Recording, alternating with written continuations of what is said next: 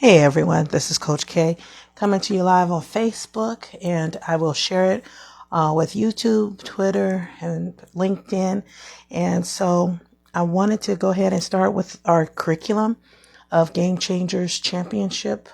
And I have finished, as you know, with the Martin Luther King Jr. Strength to Love. And you can find that on our Facebook Lives throughout the last year. And now we're doing the second and third textbooks, The Rich Get Richer and the Poor Get Prison, Ideology, Class, and Criminal Justice by Jeffrey Raymond and Paul Letton. And we're going to do Coaching, Evoking Excellence in Others by James Flattery.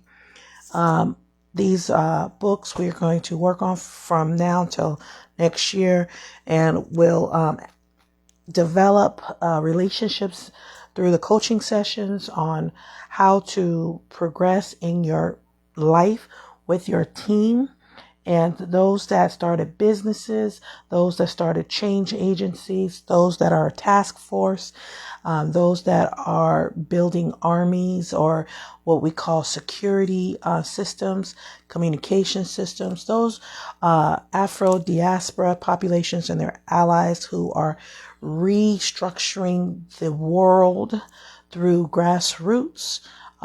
Even what I like to call egalitarian societies or civil societies / micronations and communities that have decided to come together, organize themselves, and mobilize through becoming a operational tribal base. These things are very important because business does not always mean capitalism. It does not always mean profits, and it do not always mean greed and corruption.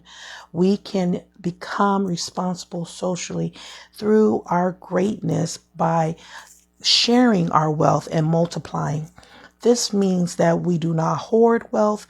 We multiply wealth, not just because of building stocks, building organizations, building the wealth, but also building our communities, learning how to develop within our backyard, learning how to approach opposition, learning to resolve conflict, learning to be productive with conduct, and learning how to build our strategies, our mental game in a way that produces a goodwill towards global communities, locally, nationally, and of course internationally. How do we become a producer and a creator, or a co-creator and a co-producer? These are very essential to our liberation. This is very essential to our future and our inherited opportunities of wealth managers or wealth stewardships or access to resources. We have to understand that we need to build from within first. I'm a big advocate of building from within. We need to make sure we understand the government of who we are within. We have to understand the million contributors that produced our genetics, our bloodline. Do we understand who we are as a government? Who do we say we are as a historical, ancestral lineage factor? Once we understand these variables, we can use our talents, use our skills, manage our triggers, manage our trauma, and produce stress management systems, which would lead us into tranquility, serenity, and of course, the holy peace for all. So when we align ourselves in loving ourselves, we can love others. And loving others, meaning love our neighbors, we can set ourselves in authority and position to be transformative leaders that are not egotistical, prideful, and angry and hurt and full of hate. We can remove these components because we are reflective, mindful, and we choose decisions based on love. Love prevails over all things. This is the future. Though we may be pushing through these times and we see so much violence, so much death, and so much turmoil, we have to stand and fight the good fight as people that are acknowledging love prevails all. We choose love. Love is a choice. We must choose love. We must choose happiness. We must choose the fruits of the Spirit. We must choose to walk in the Spirit. We must choose it. We are born again through choices, decision making. It is not always the best feeling of bliss when you make responsible choices, but it is the best option when it comes to love. It's the best option when it comes to the future, and that is to be responsible for the little things so that great things can be in order. So we're going to continue to develop these coaching sessions around building the household and then sharing the wealth and multiplying so that you can live a 5-talent life and produce blessings and prosperities and a great harvest, not just for your own family and your blood lineage, which means inherited wealth, but to give by producing and developing the communities that are within your reach of authority and those that are extended beyond your reach. So you can see the snowball effect, the butterfly effect, to give blessings to those as your neighbor. So you can love thyself, love thy neighbor, and love your creator with all your heart, mind, and soul and strength. And this is the goal and mission and my cause, to continue to build one person at a time, one organization at a time, one community at a time, because my focus is to not stretch myself thin, is to give all of these opportunities through one conversation at a time. And so I have pulled together this curriculum to give you tools, because when you create, it's like an artist with the brushes, with the pencils. These are the tools the artists use to create their masterpieces. It's not to tell you how to do what the outcome is or the strategy, because you're the creator, you're the co-creator, you're the pilot, you're the co-pilot with your creator. This is the tools that you can use to masterfully output the things that you have been called and elected to do in your own life. So we're going to make that clear. And that message is to be received, because so many people think that when you have a coach, they're supposed to be dictating the way you play your game or the way you use your talents, the way you're supposed to live your life. That is not the case. Coaches are not to be your dictator of what you do in life. No, coaches is there to help you as like a mentor, because they have tools that you may not have. These tools that you may not have given to you in a timely manner, like Merlin did to King Arthur, which is a famous mythical story that has been inspired by many cultures to repeat to their generations after them. It's to symbolize the power of a guardian, a protector over your destiny, over your lineage, over your future, through having the access to tools, sometimes mystical, sometimes just regular human access resources, and other times it's a combination of both. Mysticism is a representation of the meta human in us, or the the extraordinary universe, cosmic level of consciousness that we have not really fully scientifically understood unless we understand mathematics, infinite mathematics, and equality mathematics. Those things are the only witnesses we have on earth as evidence that it is possible infinity exists. It's possible that our finite mentality is blocked by our short-sightedness. Mathematics is the evidence that there is possibilities beyond finite, beyond 1 through 10, right?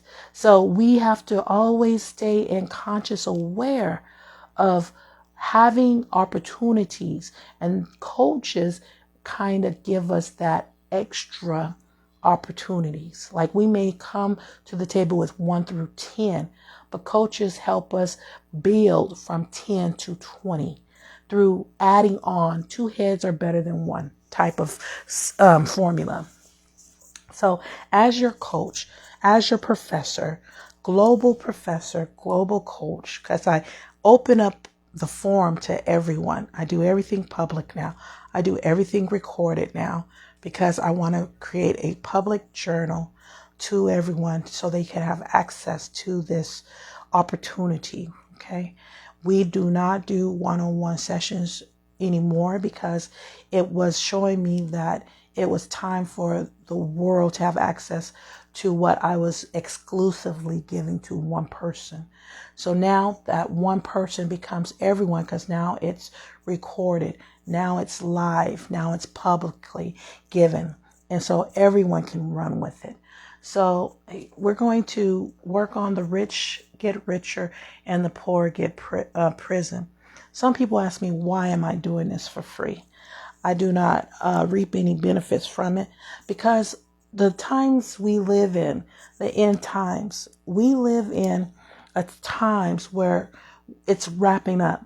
When I played sports, it was like the fourth quarter when you had a tough team and you're going into an overtime with that team.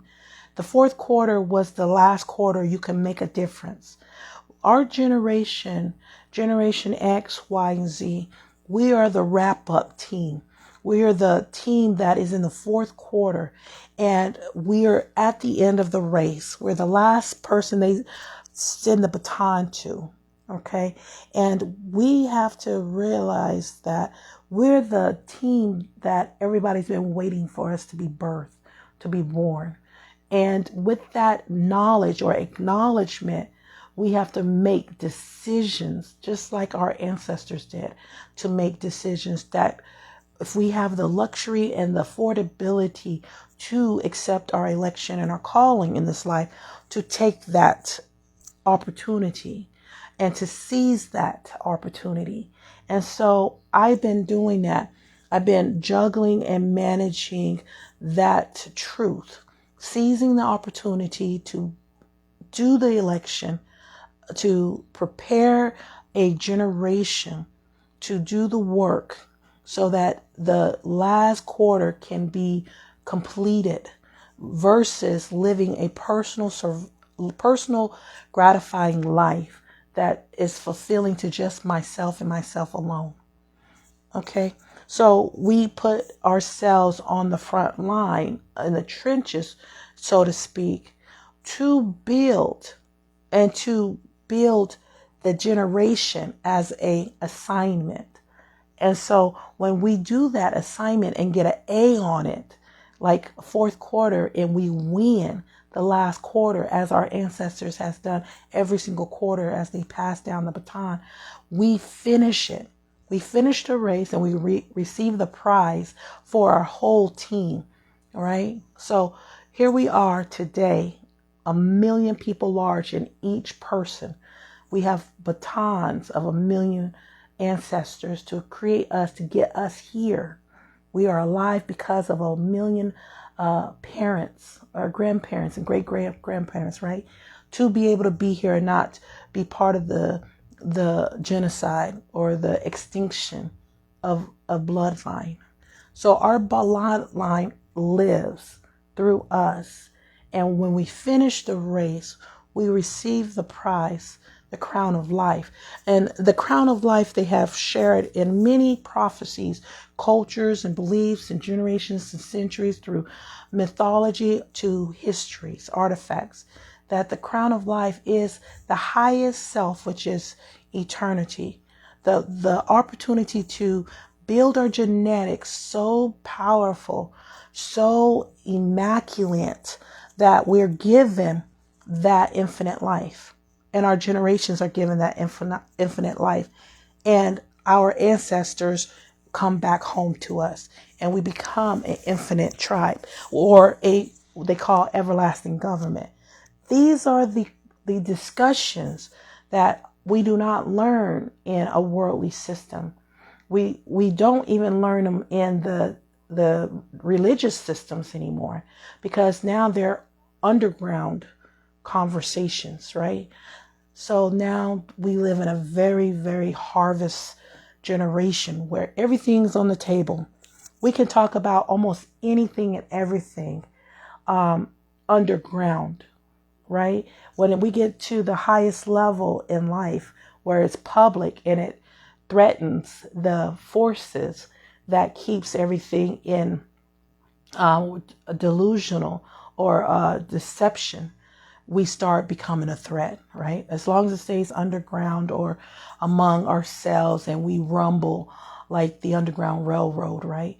As long as we stay not threatening to the big scheme of things, we're allowed to discuss and to research and study almost anything and everything that can possibly be given to us, whether we get it from the downloads in our spirit or whether we get it through the collectiveness of information that's been given through each and every one of us, that's exposed through mediums like this, social media platforms.